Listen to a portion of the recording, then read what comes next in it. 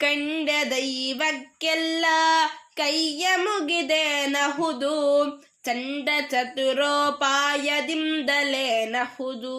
ತಂಡುಲದ ಹಿಡಿಯೊಂದು ತುಂಡು ಬಟ್ಟೆಯದೊಂದು, ಅಂಡಲತ ಬಿದಕೇನೋ ಮಂಕುತಿಮ್ಮ, ಅಂಡಲತ ಬಿದಕೇನೋ ಮಂಕುತಿಮ್ಮ.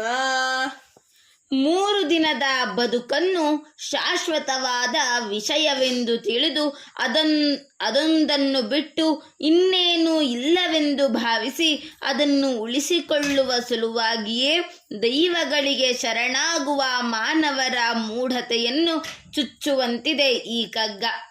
ಒಳಿತು ಮಾಡು ಮನಸ ನೀ ಇರೋದು 3 ದಿವಸ ಎಂದು ಜನಪದ ಕವಿಗಳು ಹೇಳ್ತಾರೆ.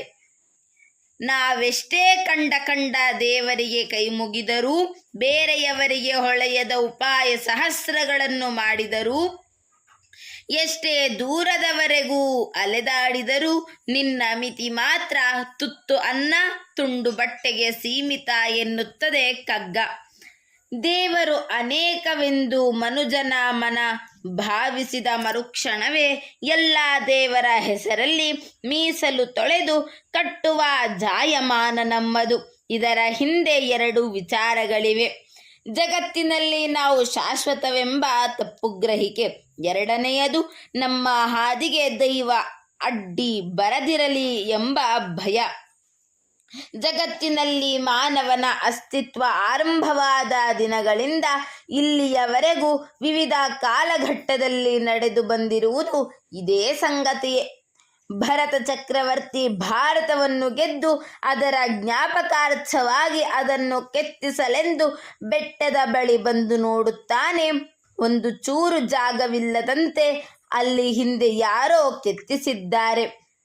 ಅವನು ಅಹಂ ಜರ್ರನೆ ಇಳಿಯುತ್ತದೆ. ಆದರೆ ಸುಮ್ಮನಿರದ ಅವನು ಈಗಾಗಲೇ ಕೆತ್ತಿದ್ದ ಸ್ವಲ್ಪ ಭಾಗವನ್ನು ಅಳಿಸಿ ಮತ್ತೆ ಅದರ ಮೇಲೆ ತನ್ನ ವಿಜಯ ಯಾತ್ರೆಯನ್ನು ಕೆತ್ತಿಸುತ್ತಾನೆ. ಆದರೆ ಕೊನೆಗೆ ಅವನು ಉಳಿಸಿಕೊಂಡಿದ್ದು ಏನು? ಅಲೆಕ್ಸಾಂಡರ್ನ ಶವಯಾತ್ರೆ ತೆರೆದ ಕೈಗಳಲ್ಲಿಯೇ. ನಡೆಯಲಿಲ್ಲವೇ? ಅದನ್ನು ಗಮನಿಸಲಿಲ್ಲವೇ? ಏನು ಗಳಿಸಿ ಉಳಿಸಿದರೂ ಹಿಡಿ ಅನ್ನ ತುಂಡು ಬಟ್ಟೆಯನ್ನು ದಾಟಿ ನಾವು ಹೋಗಲಾರೆವು. ಹಾಗಾದರೆ ನಾವು ಏನೂ ಮಾಡದೆ ಹಾಗೆಯೇ ಸಾಯಬೇಕೇ? ಇಲ್ಲ. ಈ ಜಗಕ್ಕೆ ನಾವು ಬಂದ ಮೇಲೆ ಹೊರಡುವ ತನಕ ಅಸ್ತಿತ್ವವನ್ನು ಕಾಪಾಡಿಕೊಳ್ಳಬೇಕು.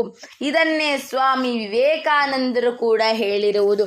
ಮನುಷ್ಯರಾಗಿ ಬಂದ ಮೇಲೆ ಕೇವಲ ಕಲ್ಲು ಮಣ್ಣುಗಳಾಗಿ ಹೋಗಬಾರದು, ಎಲ್ಲರಿಗೂ ಗುರುತನ್ನು ಬಿಟ್ಟು ಹೋಗಬೇಕು ಎಂಬ ಸ್ವಾಮಿ ವಿವೇಕಾನಂದರ ನುಡಿಯಂತೆ DVಜಿಯವರು ಕೂಡ ಇಲ್ಲಿ ಉಲ್ಲೇಖ ಮಾಡಿದ್ದಾರೆ.